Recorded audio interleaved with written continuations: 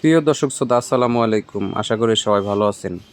Washing মেশিনটার সমস্যা ইটু ইট উঠতে থাকে। ইট উঠার পরে কোনো বাটামেই কাজ করে না, ঠিক আছে, কোনো ট্রাসেই কাজ করে না, কোনো রেবেলে দিলেও রেবেলে কোনো কাজ করতেছে না, মনে হইতেছে পুরোই হ্যাং হয়ে গেছে, এরকম সমস্যা। এই সমস্যাটা কী জন্য হইতেছে এই ভিডিওতে দেখতে থাকবেন সবাই। আমি সবাইকে দেখানোর চেষ্টা করব। প্রথমে ওয়াশিং মেশিনের পিছনের কাভারটা আমি খুলে নিব।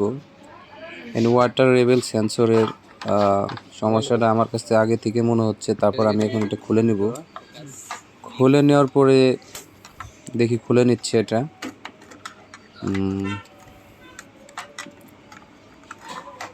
এটা খোলা হয়ে গেলে এটার বদলে নতুন একটা লাগিয়ে চেক করব, ঠিক আছে। আশা করি হয়ে যেতে পারে।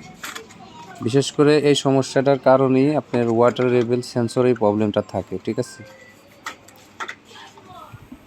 আমি এখন অন্য একটা লাগিয়ে দেখি কেমন, আশা করি হয় কি না। আমার মনে হচ্ছে হয়ে যাবে, ঠিক আছে।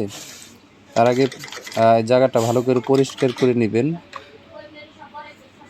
তারপরে সেন্সরটা লাগাবেন। লাগানোর পরে চেক করে নেবেন, ঠিক আছে। এর ওয়াটার লেভেল সেন্সর।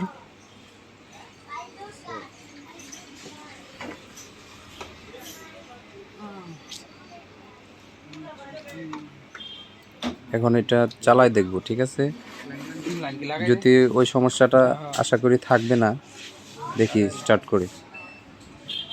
হ্যাঁ, এখন আর ওই সমস্যাটা নাই।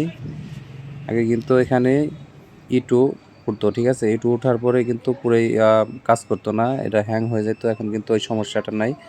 এখন স্পিনে দিব। স্পিনে দেওয়ার পরে দেখা যাক চালু হয় কি না। মনে হচ্ছে চালু হবে।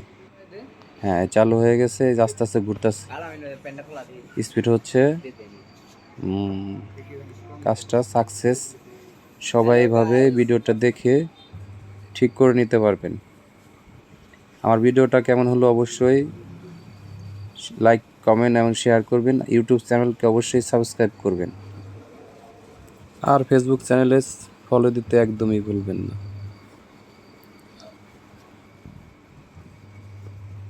এরকম অনেক ধরনের টিপস পেতে আমাদের ভিডিওটা বেশি বেশি দেখে সাবস্ক্রাইব করে আমাদের সাথে থাকবেন। সবাইকে ধন্যবাদ। সবাই আল্লাহ হাফেজ।